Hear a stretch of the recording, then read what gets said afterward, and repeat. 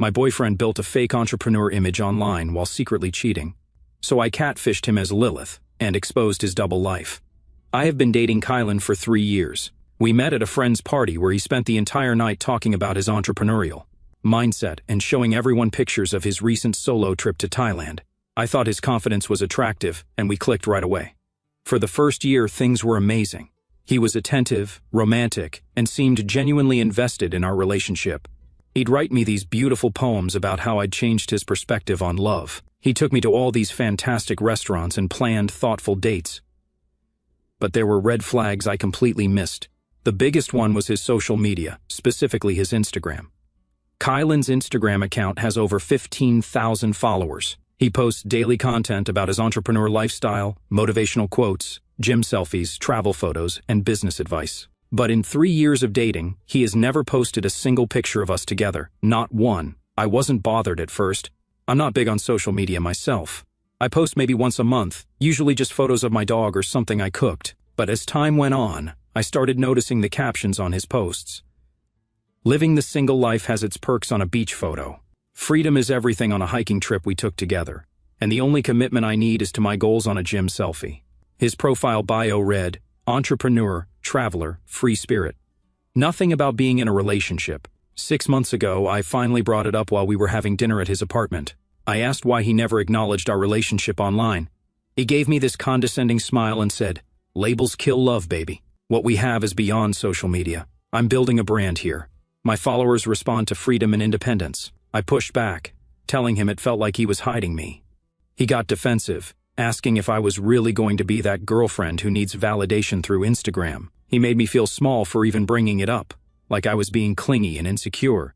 I dropped it then, but it kept bothering me, especially when I'd see him constantly on his phone, smiling at notifications. Whenever I'd ask who he was texting, he'd just say networking connections or business associates. 2 months ago, I was helping him move some furniture in his apartment when I noticed a notebook on his desk. It was open to a page with content calendar written at the top. What caught my eye was a note that said, "Key posts aspirational. Maintain single entrepreneur aesthetic. Female followers engage more with available men." I didn't confront him then.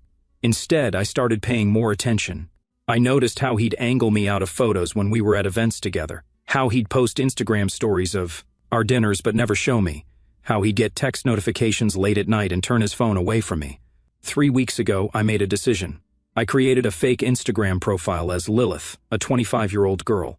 I used photos of my college roommate's cousin, with her permission, who lives in another state and doesn't have social media. I built up the profile with some generic lifestyle posts and followed a bunch of entrepreneur accounts, including Kylan. It took exactly 3 hours before Kylan followed the account back, and within minutes he DM'd, "Hey beautiful, love your vision. We should connect sometime." I felt sick but played along. For the next 2 weeks we messaged daily. He sent Lilith the exact same poems he'd written for me.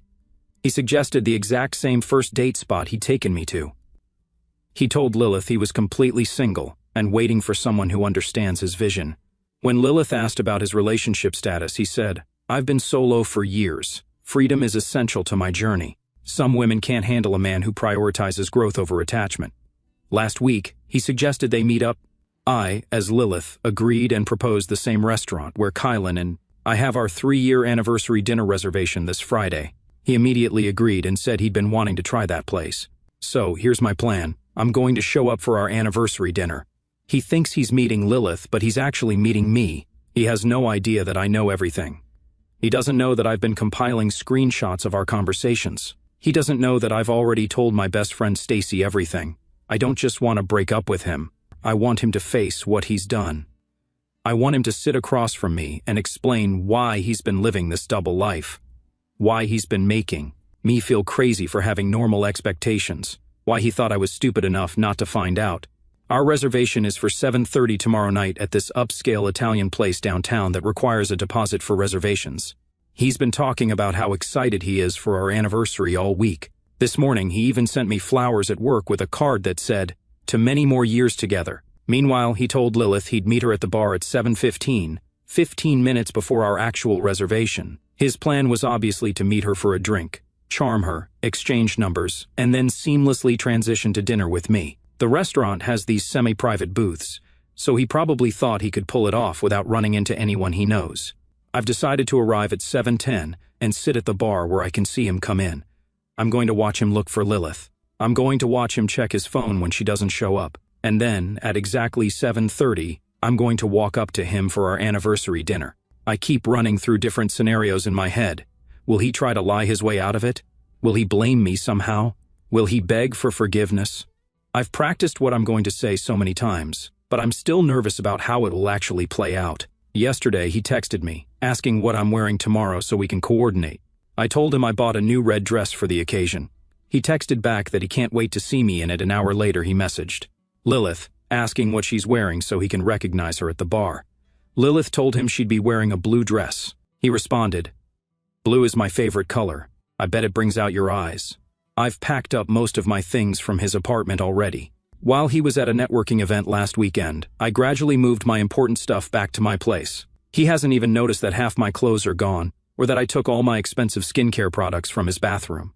I also have all the screenshots saved and backed up to my cloud storage.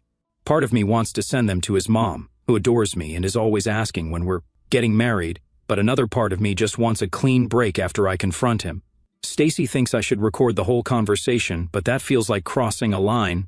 I just want him to know that I'm not as naive as he thought I was. I don't know what happens after tomorrow night. I've been with him for 3 years. We've talked about marriage, kids, buying a house together. I'll update after the confrontation tomorrow. Wish me luck. Edit. I'm sitting in my car in the restaurant parking lot right now. I can see his car already here. He's early, which he never is for our dates. He's here early for Lilith. I'm shaking with anger but also weirdly calm. The next time I update, it'll be over. 3 years over because he couldn't even pretend to be committed on Instagram because labels kill love. Well, so does lying. First update first. Thank you all for the supportive comments on my last post. I honestly wasn't expecting thousands of people to care about my relationship drama. But here we are. Several of you asked for an update. So, here's what happened at the restaurant last night. I arrived at 7:05, 5 minutes earlier than planned. I parked a few spots away from Kylan's car and took a moment to check my makeup in the mirror. I'd chosen my outfit carefully, the red dress I told him about, paired with the diamond earrings he gave me for Christmas last year.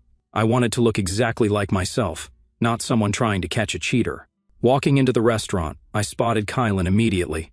He was sitting at the bar, looking anxiously at the door every time it opened. He was wearing a new blue button-down shirt, matching what Lilith said she'd be wearing, not coordinating with my red dress like we discussed. First betrayal of the evening. I stood in the entryway where he couldn't see me. The hostess approached, asking if I had a reservation. I explained I was surprising someone and pointed to Kylan. She smiled and let me wait there, probably thinking I was planning something romantic. If only. For 15 minutes, I watched him. He checked his phone constantly, typed messages to Lilith, obviously, fixed his hair in the mirror behind the bar, and ordered a whiskey neat. His impressive drink for first dates, not the wine he usually has with me. At exactly 7:30, when our actual reservation time arrived, I walked up behind him. He was so focused on the door, waiting for Lilith, he didn't notice me until I placed my hand on his shoulder. When he turned and saw me, his expression cycled through confusion, shock, and then forced happiness so quickly it was almost comical. "Milana," he exclaimed, standing up awkwardly. "You look amazing, but you're early for our reservation." I smiled and told him, "No, I'm exactly on time for 7:30. You're the one who's early." Then I asked who he was waiting for. The panic in his eyes was immediate. He claimed he just wanted to have a drink before dinner, that's all. The hostess interrupted, saying our table was ready. As we followed her, Kylan kept checking over his shoulder toward the entrance. I asked if he was looking for someone. He denied it, saying he thought he saw a business contact. Once seated, I maintained the charade for about 10 minutes, making small talk about my day while he grew increasingly distracted, checking his phone under the table. Finally, I'd had enough. I reached across the table, took his phone from his hands, and asked if he was looking for Lilith. The color drained from his face. He asked how I knew that name. Instead of answering, I took out my own phone, opened Instagram, and switched to the Lilith account right in front of him. His eyes widened as he finally understood. "You catfished me," was his first response, like I was the one who did something wrong. The audacity of this man. I explained calmly that I created the profile after noticing his single aesthetic online and his secretive behavior with his phone. I asked why he told Lilith he'd been solo for years when we'd been together for 3. He tried several tactics in rapid succession. First, he claimed it was just marketing for his brand, that appearing single helped him get more followers and business opportunities. When I didn't buy that, he switched to claiming he was testing me because he suspected I was cheating. When I laughed at that absurdity, he pivoted again. Then came the gaslighting. He tried telling me I was overreacting to something harmless, that messaging other women didn't mean anything because he never actually met up with them, that I was insecure and controlling for monitoring his social media presence. I cut him off mid-sentence and placed my phone on the table, screen up, showing our conversation as Lilith. I scrolled through, highlighting key points. Him sending Lilith the exact poems he wrote for me, him scheduling our anniversary dinner as a first date with another woman, him explicitly stating he was single. That's when he switched to damage control. His eyes got all sad, and his voice dropped to that soft, apologetic tone. He admitted he messed up but insisted it was just online flirting that never went anywhere physical. He claimed he loved me but struggled with commitment and attention-seeking behavior. He actually started crying, saying he needed help, therapy, whatever I wanted. I asked him directly, "How many others have there been?" He hesitated just long enough for me to know the answer wasn't 0. Then he claimed there had been some flirting, but nothing serious and never physical. I didn't believe him for a second. The waiter approached to take our order, clearly sensing the tension. I looked at Kylan and said we wouldn't be staying. Then I stood up and walked out. He followed me to the parking lot, getting increasingly desperate. He begged me not to throw away 3 years over a stupid mistake. He promised to delete Instagram completely. He even said he'd been planning to propose on our upcoming trip next month. A lie. We had no trip planned. I got in my car, rolled down the window, and told him I'd be by tomorrow to get the rest of my things from his apartment. He kept saying we needed to talk more, that I couldn't just end things like this. I drove away with him still standing there in the parking lot. When I got home, I had 37 missed calls and over 50 texts from him. I didn't read them all, but they ranged from apologetic to angry to manipulative. The last one I saw before blocking his number: "You set me up. That's not love. You clearly wanted a way out of this relationship." I thought I'd feel relieved or vindicated after confronting him, but mostly I just felt tired. 3 years with someone who could so easily live a double life. 3 years of believing in a relationship that apparently meant nothing to him the moment an attractive profile sent a DM. Here's where things got even more twisted. At around 2 in the morning, I got a notification from Instagram. Kylan had unblocked the Lilith account. Yes, he blocked it right after our confrontation, and sent a long message. He claimed I misunderstood everything, that he knew it was me all along and was playing along to teach me. A lesson about trust, that my little test proved I never trusted him, and now he couldn't trust me either. I didn't respond but took screenshots of everything. This morning I texted his roommate Shane, who I've always gotten along with, asking when would be a good time to come get my remaining stuff. Shane called me immediately, confused. Apparently, Kylan told him we had a small fight but were working things out. He had no idea we broke up. Shane was shocked when I explained what happened and told me to come over at noon when Kylan would be at his weekly pickup basketball game. When I arrived, Shane helped me load my things into my car. While packing, he mentioned something that made my stomach drop. Kylan has been bringing women to their apartment when I'm out of town for work. Shane assumed they were just friends because, well, Kylan was in a relationship with me. He never suspected anything until now. Shane also revealed something else. Kylan had been planning a Vegas trip with some business contacts next weekend, a trip he never mentioned to me. Shane saw the hotel confirmation on their shared printer, 1 room, 2 guests. When Shane asked about it, Kylan said it was a last-minute networking opportunity. I finished gathering my things, thanked Shane, and left. As I was pulling out of the parking lot, Kylan's car turned in. He saw me and blocked the exit with his car, jumping out and demanding to know what I was doing at his place. I rolled down my window and simply told him I got my stuff, and Shane knows everything. Kylan's face changed. He started saying Shane was lying, that he's always been jealous of our relationship, that I can't trust anything he says. I told him to move his car or I'd call building security. He eventually moved but followed me for several blocks, calling repeatedly from different numbers when he realized I'd blocked his. When I got home, I found he'd reached out to Stacy on Instagram, spinning some story about me having mental health issues and misunderstanding our relationship status. Stacy shut him down immediately, but it shows how far he'll go to control the narrative. The wildest part, he's already changed his Instagram bio to healing from betrayal. Trust is everything, and posted a cryptic black and white photo with the caption, "When someone shows you who they really are, believe them. Like he's the victim here. I wasn't going to tell his mom what happened, but she called me this afternoon, asking why Kylan was posting such strange things online. I told her we broke up but kept the details vague. She pressed for more information, saying Kylan told her I'd gone crazy and created fake profiles to test him. I finally explained the whole situation. She apologized to me and said she'd be having a serious conversation with her son. Shane texted me an hour ago, saying Kylan is telling everyone who will listen that I'm unstable and obsessive. That I manufactured this whole scenario because I was afraid he was going to break up with me. He's even shown people our text conversations that he's edited to remove context and make me look irrational. I'm not worried about people believing him. Anyone who knows me knows that's not who I am. But I am concerned about what other manipulation tactics he might try. I'm staying with Stacy for a few days just to be safe.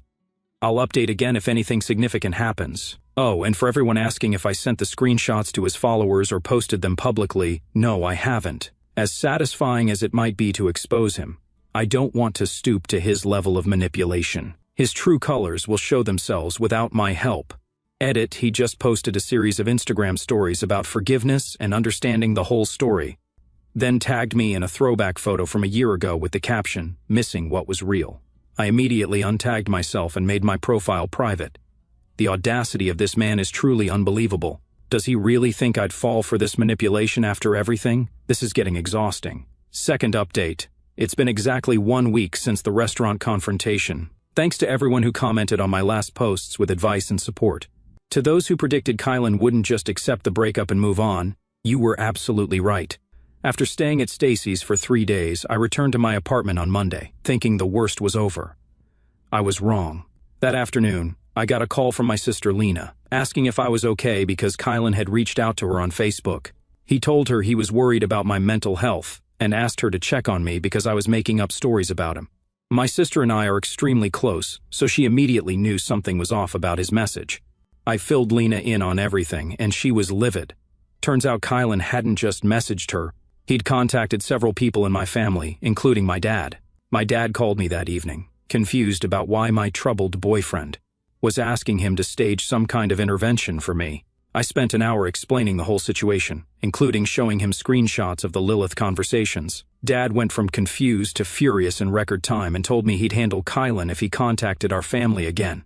Tuesday morning, I walked into work to find a massive bouquet of roses on my desk. The card simply said, "We need to talk. 3 years deserves more than this." I immediately took the flowers to the break room for anyone to take and threw away the card. My coworker, Giovanna, saw me and asked what was going on. When I explained briefly, she mentioned that a really intense guy had delivered them himself instead of a florist and had asked her multiple questions about my schedule and whether I was seeing anyone new. I was getting seriously uncomfortable with his behavior, so I decided to message Shane to see if Kylan had mentioned any other plans to contact me. Shane called me immediately, sounding stressed. He told me Kylan had been acting erratic, staying up all night obsessively checking social media and ranting about how I'd ruined his brand and damaged his reputation. Shane also revealed that Kylan had canceled his mysterious Vegas trip and had been inviting different women over each night since. Our breakup also, Shane overheard Kylan on the phone, telling someone he was going to fix things with Milana one way or another. Shane was worried enough about Kylan's state of mind that he wanted to warn me. He also mentioned he was looking for a new apartment because the situation was getting too weird. Wednesday afternoon, I was leaving work when I spotted Kylan sitting in his car in the parking lot. I immediately turned around and went back inside, asking a male coworker to walk me to my car later. When we eventually went out, Kylan's car was gone, but there was a handwritten letter tucked under my windshield wiper. I didn't even read it, just threw it away. I'm not giving him the satisfaction of knowing his tactics are working. By Thursday, I was seriously considering a restraining order but wasn't sure if what he'd done so far would qualify. I called a local legal aid office, and they said that while his behavior was concerning, I needed more documentation of explicit threats or repeated unwanted contact, after clearly telling him to stop. I started keeping a detailed log of every interaction and saving every message. That evening, I got a call from a number I didn't recognize. I answered. It was Kylan's mother. She was calling to apologize for her son's behavior and to let me know she was trying to get him to seek therapy. She sounded genuinely concerned and embarrassed. She also warned me that Kylan had always had trouble accepting rejection and might continue trying to contact me. I thanked her for the call but kept it brief. While I appreciated her reaching out, I wasn't interested in getting pulled back into Kylan's drama through his family. Friday night was when things really escalated. I was having dinner at a restaurant with Stacy when Kylan walked in with a woman. They were seated at a table across the room, clearly visible from where we sat. This was no coincidence. Stacy had posted a photo of our appetizer on her Instagram story an hour earlier, tagging the restaurant location. Kylan had clearly seen it and decided to show up. The entire time, he kept making sure I noticed them, laughing too loudly, touching her arm constantly, glancing over to check if I was watching. The woman seemed completely unaware she was being used as a prop in his pathetic attempt to make me jealous. I refused to give him the reaction he wanted. Stacy and I continued our dinner, ignoring them completely. After about 30 minutes of getting no response from me, Kylan got up and headed to the restroom, deliberately walking past our table. As he passed, he leaned down and said, just loud enough for me to hear, "This could still be us if you'd stop being so dramatic." That was it. I stood up, looked him directly in the eyes, and told him clearly, "Leave me alone. Do not contact me, my friends, or my family again. We are done. If you continue, I'll get a restraining order." Kylan's face turned red, and he hissed that I was making a scene over nothing. I sat back down, and he stormed out of the restaurant, leaving his date looking confused at their table. Stacy and I paid our bill and left quickly after that. The poor woman he was with looked mortified. I almost wanted to warn her about what she was getting into. Saturday morning, Kylan's manipulation tactics took a new turn. He posted a long, vague Instagram post about forgiveness and misunderstandings in relationships. Then he shared several old photos of us in his stories with captions like "missing," the real connection we had, and sometimes people lash out when they're hurt. The audacity of this man, trying to rewrite our breakup as some mutual misunderstanding. Sunday brought the biggest surprise yet. I was grocery shopping when I literally ran my cart into Kylan's ex-girlfriend, Kellen. I recognized her from photos I'd seen during our relationship. Kellen explained that she'd seen Kylan's recent posts and figured out what was happening. She wanted to warn me that when she broke up with him 2 years ago, right before he met me, he spent months trying to get her back, showing up at her workplace, contacting her friends, even dating her coworker briefly to stay connected to her life. Many of the romantic gestures Kylan had made for me, the poems, the specific date ideas, even certain phrases he used, were recycled directly from his relationship with her. The original poems he wrote for me and later sent to Lilith were actually first written for Kellen. I asked why she was telling me all this. She said she wished someone had warned her about his patterns when they broke up, and she wanted to help me avoid the months of harassment she'd endured. She had eventually moved to a new apartment and changed her phone number to get away from him. I left that conversation feeling strangely validated but also deeply disturbed. Everything about our relationship suddenly seemed fake, not just his social media presence, but the romantic gestures I'd thought were special and unique to us. Monday morning, yesterday, I woke up to dozens of notifications. Overnight, Kylan had gone on a posting spree, sharing screenshots of text conversations between us. The screenshots were heavily edited and taken completely out of context to make. It looked like I had been possessive and unstable throughout our relationship. In his captions, he claimed I had created the Lilith profile because of my severe insecurity and trust issues, and that he tried to be patient with my emotional problems. He ended the post series with, "I'm sharing this not to hurt Milana, but because I'm worried about her and hope she gets the help she needs." I wanted to respond with my own receipts, the screenshots of his conversations with Lilith, the messages from his mother, the warnings from his ex. But I knew engaging publicly would only feed into his narrative that I'm obsessed with him. Instead, I called his mother again. I explained what he was posting and how he was trying to damage my reputation. She was mortified and promised to speak with him immediately. 3 hours later, all the posts about me were deleted, and his profile went private. This morning, Shane texted me, saying Kylan's mom had shown up at their apartment yesterday and had a major confrontation with him. She apparently threatened to stop helping with money if he continued harassing me or posting about me online. Shane said Kylan was furious but seemed to be taking the threat seriously. For now, things have quieted down. I've strengthened my privacy settings on all accounts and warned my workplace about the situation. I'll update again if anything significant happens. Thanks again for all the support. It's been genuinely helpful to have objective perspectives during this bizarre situation. Edit. Just as I was about to post this, Stacy called. Kylan just announced on Instagram that he's moving to Miami next month for a major business opportunity. I'm skeptical about whether it's true or just another manipulation tactic, but either way, distance would be welcome at this point. I'll keep you all posted. Last update. Hey Reddit, it's been 2 months since my last update, and I've waited to post again, because I wanted to be sure things were truly resolved before sharing. So much has happened that I've been struggling with how to organize it all. But here goes. First, Kylan did actually move to Miami, but not for the major business opportunity he claimed. The real story came out gradually and is way more embarrassing for him than I could have imagined. Remember Shane, Kylan's roommate? He reached out about 3 weeks after my last post. He and I met, and he filled in some major gaps in my understanding of what really happened after our confrontation. According to Shane, Kylan's entrepreneur business was barely making any money. His flashy Instagram lifestyle was almost entirely funded by his parents, particularly his mom. After she showed up at their apartment, threatening to cut him off financially if he kept harassing me, she also demanded to see his business records and bank statements. Apparently, Kylan had been telling his parents he was running a successful online business when, in reality, he had only 2 small clients and was spending most of his time creating content for his personal brand. He'd been using the business expense money they sent to fund his fake lifestyle, the restaurants, the trips, the clothes, all while barely earning enough to cover his portion of the rent. When his mom discovered this, she was done. She told him he had 2 options: move back home to Ohio and work for his dad's company, or move to Miami, where his uncle owns a firm and could give him an actual job with accountability. She would help with moving expenses and 3 months of rent in Miami, but after that, he was on his own.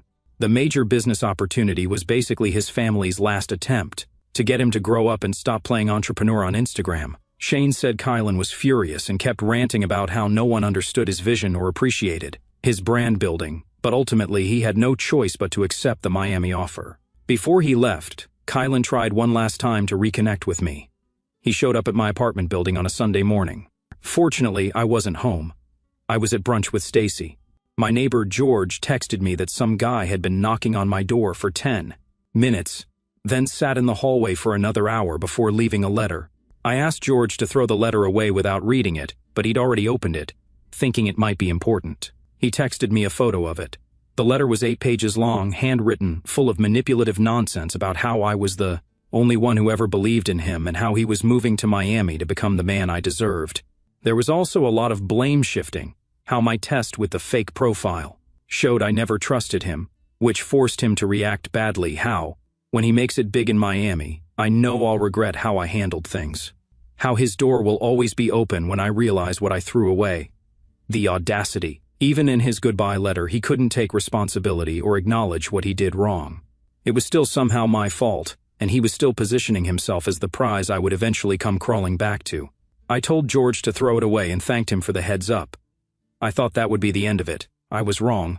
About a month after he moved, I was at a work happy hour when I got a string of notifications from Instagram. Kylan had tagged me in 20 old photos of us together, all posted within minutes of each other. Each caption was more desperate than the last, missing what was real, the one who got away. Sometimes you don't appreciate what you have until it's gone. I immediately untagged myself from all of them and blocked his account, but the damage was done.